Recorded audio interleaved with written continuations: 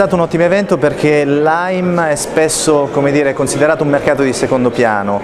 mentre in realtà ci sono tantissime realtà interessanti che è giusto che vengano presentate alla platea di investitori, alla stampa eccetera, perché comunque le aziende del Lime di oggi sono quelle dell'MTA di domani, quindi credo che sia stata un'ottima iniziativa quella di Airtop e speriamo che ce ne siano altre come questa.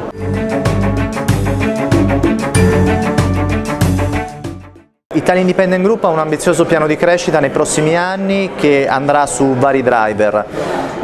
Vogliamo crescere in Italia perché rimane per noi il paese più importante da un punto di vista di revenues, ma anche da un punto di vista di, come dire, il paese in cui ci sono le nostre radici, però con una crescita più verticale che orizzontale, cioè continuare a penetrare maggiormente e diventare sempre più rilevanti nei nostri clienti piuttosto che allargare la crescita in maniera disordinata. Vogliamo crescere sui mercati internazionali, in particolare su Francia, Spagna e Stati Uniti, che sono i mercati in cui abbiamo aperto anche degli uffici e abbiamo una distribuzione diretta, ma anche su altri paesi in cui abbiamo dei distributori come il Middle East e l'Asia, in cui il nostro prodotto inizia a essere estremamente apprezzato.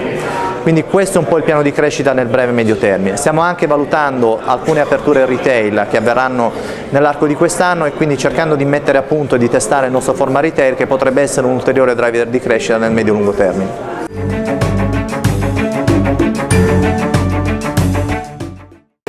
Perché è una società ad alto potenziale che lavora in un'industria matura ma con un modello di business estremamente innovativo,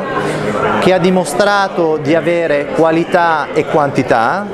che oggi ha firmato un accordo, ha annunciato di aver firmato un accordo con Adidas, che è una società da 15 miliardi di euro, e quindi il fatto che Adidas firmi un accordo con Italia Independent è un riconoscimento al di là di tutto della qualità del lavoro svolto e della qualità del posizionamento del marchio. Quindi chi investe in Italia Independent compra una storia di crescita estremamente concreta, estremamente reale e che ha dimostrato di essere efficace sia in Italia che all'estero.